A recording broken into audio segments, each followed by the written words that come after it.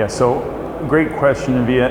The thing is that for a modern country to have sufficient defense technology to defend itself, it's essential not merely to have the technology that is needed immediately in any future conflict, but also to create the societal conditions needed to innovate more technology and stay up to date on battlefield developments. We've seen this in Ukraine. As you mentioned, drone technology changes weekly. It's very difficult to stay on top of this, and it's very difficult for a defense force to counteract an enemy that is innovating faster.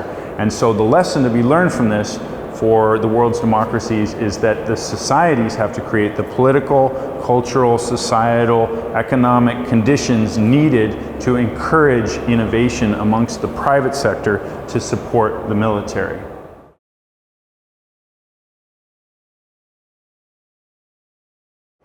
Well, there's much opportunity, let's say. I can't speak for Latvia. It's a beautiful country. I very much enjoyed my 3 days in the country and have been impressed with the Latvian people's dedication to defending their country.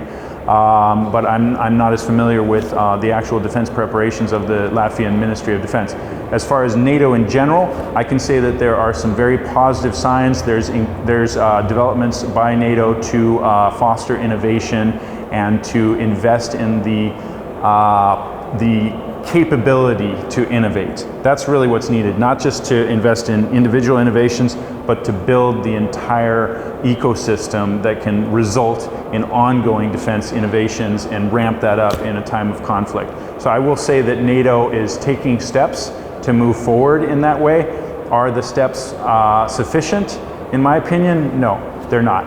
And are they geared towards what is the percentage that they are geared towards supporting the individual country's defense and the individual country's economy versus, say, winning the war in Ukraine? I would say that the priority there is different than I would choose.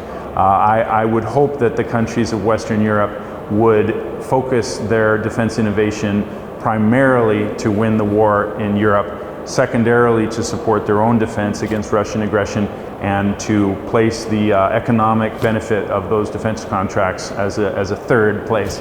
And it's important that any citizens of those countries get involved to ensure that those priorities are met, and that the large influx of euros, hundreds of millions of euros that are being pledged to support Europe's defense now, that those euros get spent most effectively to actually save as many Ukrainian lives and bring the Ukrainian victory as soon as possible.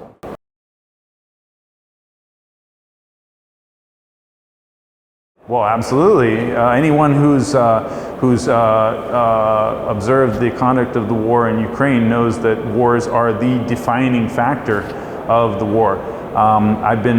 It's been compared to me. The war in Ukraine has been described to me as a World War I war fought with World War III technology, which is, if you know anything about World War I, it wasn't a very pleasant experience for the soldiers who fought in it. And even worse, to be targeted with World War III technology and weapons. And that's what I'm hearing from the soldiers that we support at the front lines. The Ukrainians that we speak to on a regular basis tell us that it's very difficult. And, you know, Ukrainian general and former head of the Ukrainian Armed Forces, General Zaluzhny, identified in several essays that the side that is able to innovate fastest to bring the newest high technology defense systems to the battlefield is the side that will probably win.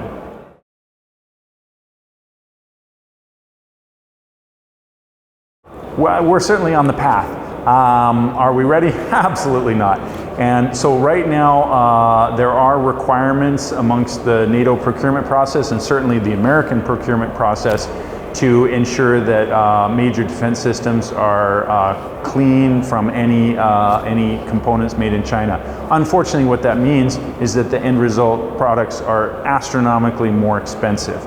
And so what we have to do is identify a way to have components perhaps designed in Europe, but manufactured at scale in, say, Taiwan, or perhaps Latin America, or another, or perhaps a country in Europe that has lower prices and would be able to produce them at scale. Currently, many of the products that are made in Europe, in Western Europe, are so expensive that they are not really feasible to be used at scale. Here in Latvia, we were blessed to, we were lucky to have a tour of the submerged,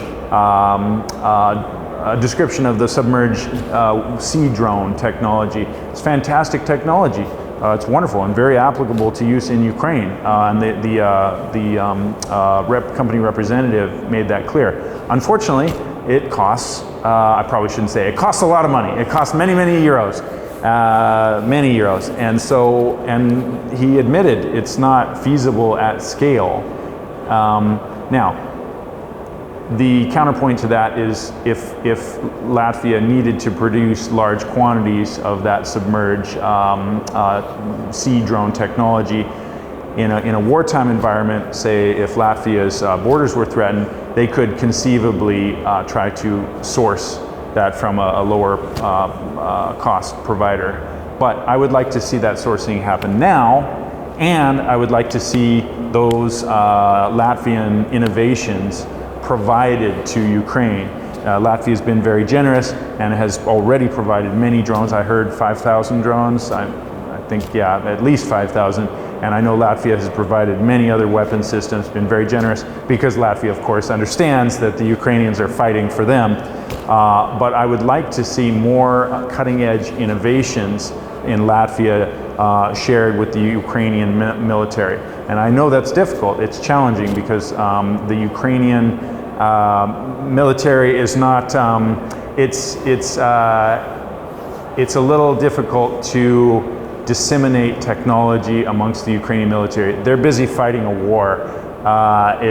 They're not trying to encourage a lot of outside involvement in their warfighting capabilities.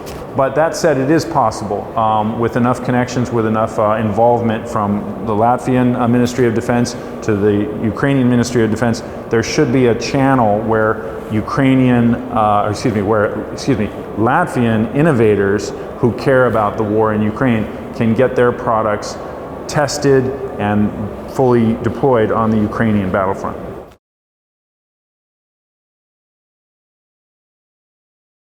So if any individual Latvians would like to get involved and help defend Ukraine, they are welcome to sign up with Defense Tech for Ukraine. Go to the website defensetechforukraine.org, send us a message. We need we need engineers, we need subject matter experts, we need procurement experts, we need researchers, we need testers, we need donors, we need funders, we need a lot of researchers. A lot can be done to support the war effort virtually from behind a computer.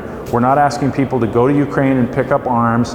That's wonderful if people can do that. What we're asking is for citizens to pick up their computers and put their time and their energy to defend their own country by defending Ukraine.